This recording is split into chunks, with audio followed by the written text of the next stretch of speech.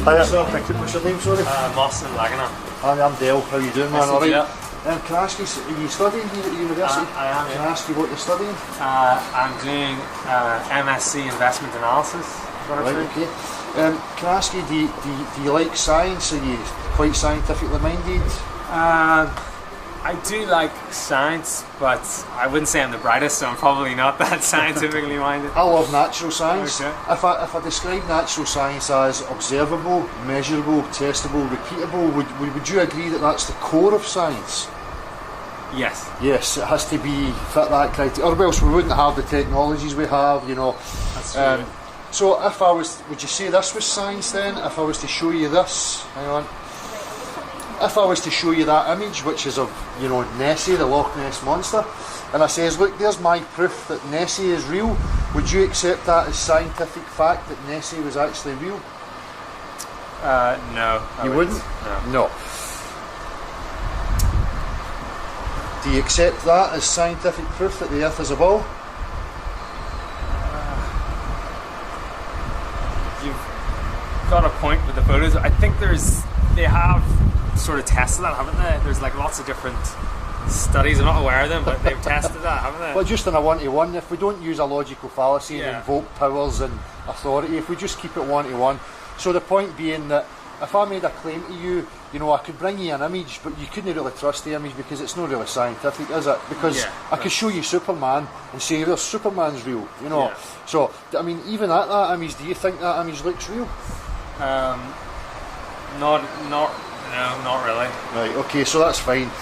This is actually an official NASA image, by the way. So, based on that, right, so we've established that, you know, we can't accept images as being scientific because they can be manipulated. That's true, yeah. So, based again on natural science, can I ask you, when you look out at the horizon, what shape is the horizon? It appears to be flat. Appears to be flat. If I said to you that it is a fundamental fact of reality that water does not conform to the exterior of shapes, water will take the shape of any container, any receptacle that it's in, but the surface from one end to the other will always be at the same elevation, and you would never have convexity in a body of water. Would you agree with that? Yeah, I would. So that's just saying that it's flat no matter where it's contained. Yeah, I would agree. Yeah. So we know that that's an observable, measurable fact of reality, that that's how liquids behave upon Earth. Yeah. So knowing that one simple fact of reality, do you believe that you live on a globe? We know that the horizon's always flat. We know that water is always level. I'm out of my depth there, isn't it? I don't know. I thought it was something to do with the gravity keeps the water flat somehow. Could you observe that anyway? Is that not observable? Is that not? Well, I'm not too sure. It is observable, but if we look at that image, you know, when we're looking at these globe Earth claims, you know, the ocean has a huge curvature on it. You know, we know that water does not behave like that on Earth. You know, so, you know, we don't have any practical examples. We know that that's the natural physics of water, but yet we're supposed to believe in these images that contradict our natural observations. Do you think there's a serious contradiction with the images and with observable reality? It's hard for me to say. I guess it's just having a different perspective from space, right? I'm not too sure. This image here on the right is through a camera called a Nikon P900 Coolpix, and this is what NASA shows that Mars looks like. Do you think there's a serious contradiction there? Yes. Have you ever viewed the stars and the planets through your own eyes? Yeah. You have? Do they look like that? They don't, no. They don't? So do you believe that that would be a real representation? Considering that that's through an actual camera? Are their cameras better, NASA? Do they have like higher... If I go back to this... I'm not too sure, because I don't know. See, if I show you this image, okay? So supposedly when they were on the moon, this is Earth from 240,000 miles away. Yet they show us this image of Earth from 1 million miles away. You think there's an issue there with that?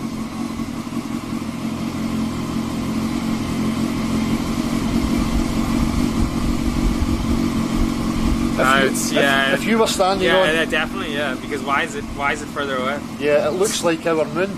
Yeah. If the Earth was 4 times the size of the moon and we were standing on the moon, the Earth would be huge in our visual range. True, okay, yeah, cool. Is that NASA as well? Yeah. So here we have, this is called the Danyang Kunshan Grand Bridge, China. It's 102 miles long, and it has been built without any curvature taken into account of the Earth. Nothing that we construct is ever accounted for. We don't account for curvature on anything we construct. Over 102 miles, the curvature calculator tells us that we should be seeing, for the first mile we have 8 inches of curvature, and then every time after that it's squared. So, you know, the curvature calculator is 8 inches times the miles squared. So over, you know, you can see you would have 6,990 foot spherical drop from one point to the other if the Earth was a globe. Because if it's a globe, it must have measurable curvature. I see what you're but saying. we don't have any measurable curvature.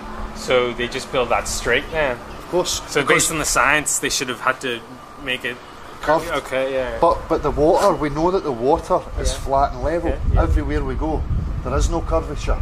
Okay. But people are so stuck because these institutions like NASA shows these images. Yeah.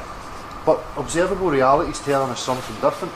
So would you trust your own senses over an institution like NASA, or would you ignore your own senses and trust NASA?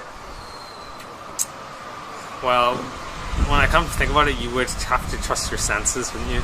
Well, you wouldn't be standing here dressed and you know, with your hair fixed and your shaved. You know, you'd have cuts everywhere, and if you couldn't trust your senses. It's this. I guess it's the same with a lot of things, like religion and so forth. You can't really take what you're told. Well, that's the thing. You know, that's a perfect point. If I go to a religious person and I said, "Prove to me, you know, your religion's true," they would show me text. They would show me images and crucifixes and blah blah blah. So, you know, that for me is no actual proof. Yeah. So when I say to somebody, show me a practical example of a body of water and how it conforms to the exterior of a shape, and they can't show me that, then for me that's religious. It's the same thing. If I can't recreate the claims that are made, then why should I believe them? You know? And at the same point, you know, I should ignore my senses and believe, like, say, Catholics, because they have a crucifix and some text. You know, that doesn't constitute scientific proof in math. Would you agree with that? I would agree, yeah. So, do you fly? I do, yeah. See, when you're on an aeroplane, you know, and you look out the aeroplane, have you ever saw curvature? No. Yeah, that's right, yeah. Where is the horizon? The horizon? Well, it's always in the distance, right? At your eye level? Yeah. So if we were standing on the sphere and we took off from the sphere and we started to come up, the horizon should be lowering. Oh, yeah, away that's in every direction from us. Does that happen when you get to a certain altitude or not? Well, there's high altitude balloon footage of 121,000 feet and the horizon's eye level and perfectly flat. Oh, is it? Okay. Yep. Yeah. I'll show you the... It is on flights, it is flat. Yeah. So and that's the point. If you're on an aeroplane, say you're going from the UK here, where am I? Where is the UK? I've lost it. If you're on the UK and you were travelling, I mean, where was the most recent place you travelled to? No, I haven't been on many holidays. I went to Dubai not too long ago. Right, so Dubai, we're over here. So you can see, you know, this huge curvature from Dubai. Yeah. Now a plane travelling at 500 miles per hour, and again, if you apply the curvature mathematics to it, it would have to be dipping its nose down and accounting for the curvature to fly and keep with the ball all the way on. Have you ever experienced being on an aeroplane with the nose dipped down as it flies? Never. Only when it's landing, right? Right. So it takes off and it flies parallel and flat until it's coming to land. But unfortunately, if you lived on a ball, it would have to take account the curvature, because if it was lying parallel here and it took off and it's kept flying straight, what happens? It's going to go in another direction, right? Off out into... Yeah. Oh, off out into space, right? It'll be like there. Yeah. So it would have to keep with the Earth to go around. So this is, you're aware of the high altitude jump that it's meant to have been the highest jump from a balloon. I can't remember the Felix Bogmatter, I think his name is. I know the guy, Red Bull So, guy. yeah, and you can see here he's at 128,000 feet, right? Yeah. Now, that curvature that we're seeing, if you were to continue that, that Earth is not very big at all. Based at 128,000 feet, I could travel on my motorbike, I could get round that Earth in a couple of hours, based on the size of it. You can see here it's more pronounced, the curvature. This is from inside without a fisheye lens. Before he goes outside, he's got fisheye lenses on his GoPro cameras. This is a wide eye lens, a wide angle lens that's in here, and the horizon's perfectly flat. So, are you aware of a GoPro lens? Not really. I know I've heard of them, but I don't know. GoPro lenses curve. Oh, everything, I see. so you get a wider view yeah. in. So when you go up high, and it only works with a flat horizon, and it's that if it's looking straight on, you'll get curvature. If it starts to bounce, you'll get the horizon going convex, concave, convex, concave, and it'll bounce. I see. Yeah. But when you use a normal wide eye lens, the horizon's always flat and level. If I show you these images, this is from 1978 and this is from 2012. This is America and this is also America. Do you see a problem with that? Yeah, it looks like a desert, doesn't it? In the size comparison? This looks bigger. Yep. Is it? Yep. It's the same, it's from NASA, these are NASA's photographs. Yeah. If you look at this, can you tell me whether you would agree with this or not? So you agree that the top two would be reality? Yeah. Yep. You think that's reality? It would find a way to be flat if it was put in there, but I'm here. I'm not too sure. I've never seen it like that. Yeah, what it's showing you here is the ground underneath. So if you were in, say, a swimming pool and you put a shape under the water, would you see the shape of it on top of the water? No, of course you wouldn't. Of course you wouldn't. So that's, again, we know that this is reality, right? Now, in order for it to be a globe, this would have to be reality. But it's not. Do we trust our natural observations, or do we throw them out and trust the images? I guess you'd have to trust, or you have to question and trust your instincts, right? But I think a lot of people just don't bother to think about this kind of stuff. No, I know they don't. I've never thought about it before. Do you think it's important to know the truth about where you're living? Definitely, yeah. Yeah. Because without it, what does your life mean if you're basing it on a false foundation? Yeah. Would it make sense to you that if I says to you that they convinced people that we lived on a globe to stop us from exploring, to stop us from getting up and going and exploring to see what else is there? Because in somebody's psychology, if you tell them they're on a sphere, there's nowhere to go. Everything's been discovered. So therefore you're just going to stay still and you're just going to go on with your life as best that you can, and does that make sense to you? So do they mean to stop people discovering on Earth? Well, for people like me, I think there's more beyond this Earth. I think there's a possibility that there is other ponds like ours and that they're hiding that from us. And this is why you have us looking up at the sky thinking that, we explore by going into outer space and blah blah blah, which for me is nonsense, and I'll tell you why I think it's nonsense. When I look at this can, right, inside this can I have a pressurised gas. Mm-hmm. So I would see that inside there is a pressurised system. Right, yeah. Would you agree that we live in a pressurised system? Would you agree that we live in pressure? Air pressure? We have pressure all round us. Yeah, is that right? I don't know. Yeah. No, that's fine if you don't know. But the point being, the reason why I'm showing you this is to tell us that when they go out into the vacuum of space, that space is a vacuum, and that we live in a positive pressure system, and there is no, the can being the solid barrier, there is no solid barrier between the two. Now in reality, I see. If I remove the casing, what happens to the gas in there? It escapes, right? And it equilibrates with the rest of the environment. Yeah, so we should technically all be dead, right? If that was the case. Well, if you have two opposing pressure systems, testable in reality, 100% of the time, unless you separate the two of them, even if you have a hairline crack, you're going to get a pressure release. but they expect us to believe that layers of gas gradually thin out until they pop into this vacuum of space. Okay. But we can't recreate that. We can't observe it or test it anywhere at all. Okay. So would you say that it was scientific then? No, not until you've explained it. Yeah. Has this whole thing made you start to question the validity of you living on a spinning ball flying in infinite space? Yeah. So I'm just curious, because they used to say the world was flat, right? Why Yeah. did what? And somebody, I don't know who it was, but said it was circular. Yeah. Right. And when did they decide? Like, why would they make the change then? Like you said. For me, I could logically look at it for control. If there was more land there, and you didn't want people discovering that more land, you could devise the globe. Because again, if you think that you're on a globe, there's no way off. There's nothing else to discover. You're stuck on it.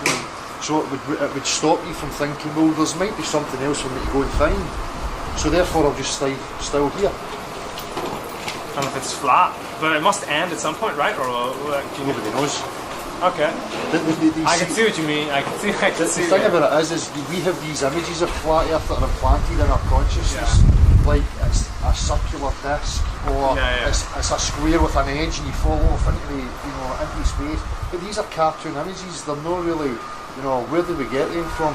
They're just as cartoon as these images that shows of the globe Earth. That's true. So there's no real basis to say that it could just be infinite for all you know. Right? Well, they say space is infinite. Yeah. So they're allowed to say space is infinite, but yet if I say, the Earth may be infinite, it's just as valid as what they have said. But we have so many areas in the Earth that are kept that we're not allowed to go and explore freely, like Antarctica, the North Pole, without a guide, without government approval and stuff like that. You can't just go wandering about these places. So for me, people like me and John here, we're suspicious about what it is they're actually hiding from us. We know now, beyond a shadow of a doubt, that we don't live on a spinning ball. We have Gav, a guy. I'm going to give you a card. If we go live on a Saturday night, we invite anybody to come and prove to us that the Earth is a globe. We'll have guys like Gav, who's an honours degree graduate in maths and physics from Glasgow University. He knows that what they told him is nonsense. Okay. And you have so many people like that new coming forward and starting to question and really ask questions. And really that's all we're doing, we're asking questions. But since we started that, we've found that there's so many organisations on social media who are there to try and stop us from questioning it. We get so much opposition, we get so much, and it's not like logical discussion. There's never any scientific proofs. It's just name calling and ridicule, and which is obviously a logical fallacy. Yeah. It's no, science is objective. It doesn't need to be an argument. We don't argue about the natural world. We can only, observe it and measure it. So, do you think you would look into it after today? Yeah, I would definitely read about it and see what the situation is. Yeah. I've never thought about it before. Thank you. So is this used for, what's this used for? Is it are you doing a study or something? Well, I've been doing this for 2 years now. I started off just doing my vlogs talking about it, and then I adapted it into a live thing. So that a Saturday night, you open the platform up, anybody can come on. It doesn't matter, if you're, whoever you are, if you're a scientist, a lecturer, whoever you think you are, they can come on and provide scientific proof that the Earth is actually a sphere. Now, in over a year of doing that, we've had absolutely nobody providing any proof that the Earth's a sphere. So, and as I say, common sense, our own observations, we know water's flat and level. The Earth is 70% covered in water, therefore it has to be a level plane. Yeah. So, Interesting. I don't know. if it was a globe, do you think there should be measurable curvature of the globe? You would expect it to be measurable in some way? Yeah, but I don't know. Is there something that I was listening to something about navigation? Like the way they calculated navigation was under the assumption that Earth was curved, and that allowed them to make the first maps or something. I don't know. Well, for me, we were already navigating on the level plane, and what they've done is they've superimposed, the level map onto a globe.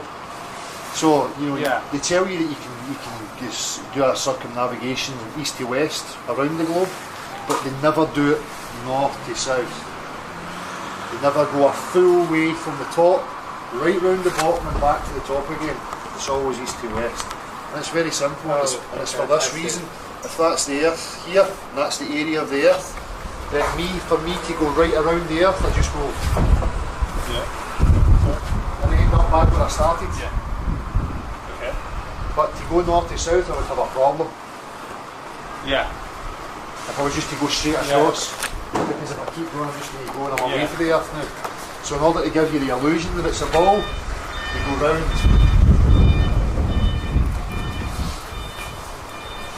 I see. I'm trying to do.